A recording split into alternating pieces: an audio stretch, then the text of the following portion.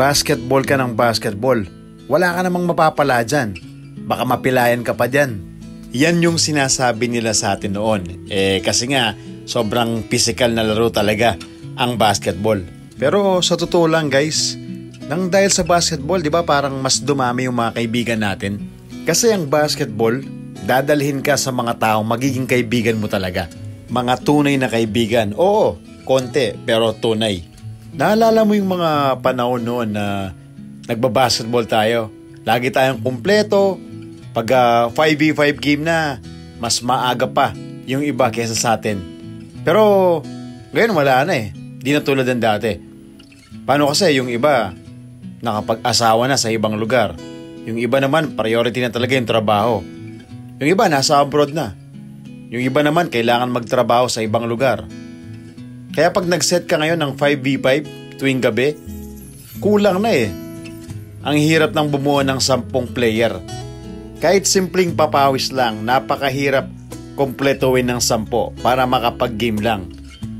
Di tulad dati. Dati punong-puno yung basketball court. Lahat tayo nangangarap na maging sikat na basketball player. Yung mga panahon na nagsasama-sama tayo sa isang basketball court. Tapos, pag-usapan, kwentuhan, puro basketball lang. Ganun lang dati, di ba? Ikaw ba, idol? O ikaw, idol, na nanonood ng video ko na ito? Hindi mo ba namimiss yung mga dati mong teammates na hindi mo na nakakasama ngayon? Or yung mga kababata mo?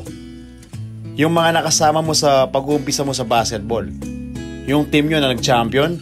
Or kahit hindi nag-champion, mga kasama mo pa rin bumuo ng pangarap. Oo, sobrang ikli lang ng buhay. At sobrang imposibleng ibalik na nga yung mga panahon noon. Pero kahit ganoon, sana pag nagkaroon ng oras, magkita-kita ulit. Makapagpapawis kahit isang game lang. Iba kasi yung bonding na dulot ng basketball. Iba yung ligaya pag nakakasama mo ulit yung mga nakaka-basketball mo dati. Yung mga panahon na nag-uumpisa ka pa lang, nangangarap. Yung mga panahon na basketball ang iniisip natin. Walang mabigat na responsibilidad. Puro basketball lang. Laro dito, dayo doon. Laro dito, postahan doon. Ganun lang ang basketball dati. May dayo, lalaban. Pagkatapos naman ng laro, minsan bitin pa. Dadayo pa tayo sa ibang lugar para makapaglaro pa. Pero ngayon, simpleng papawis lang. Kahit isang game, masaya na eh. Yung 15-15 sa isang game, pasindi yung ilaw.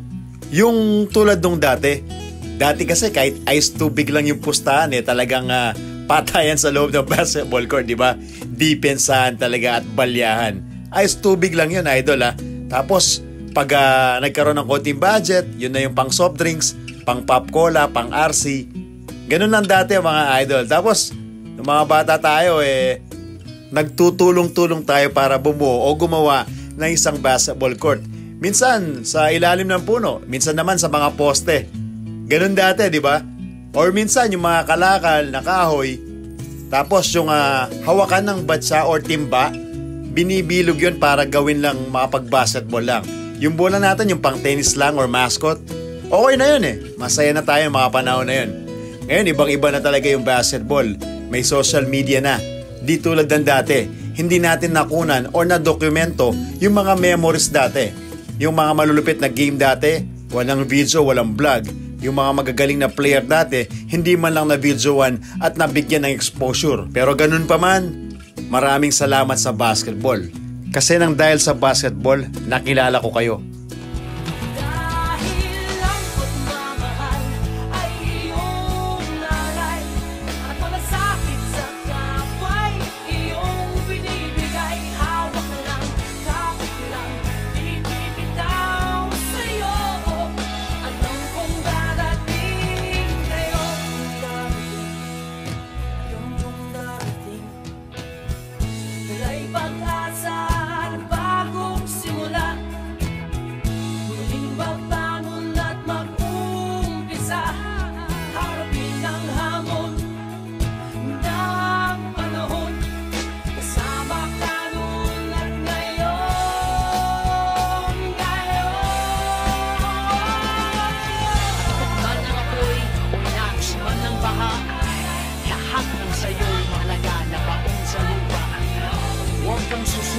Sa langit ika'y tumala dahil ikaw ang mahal na Diyos at ang iyong kapwa.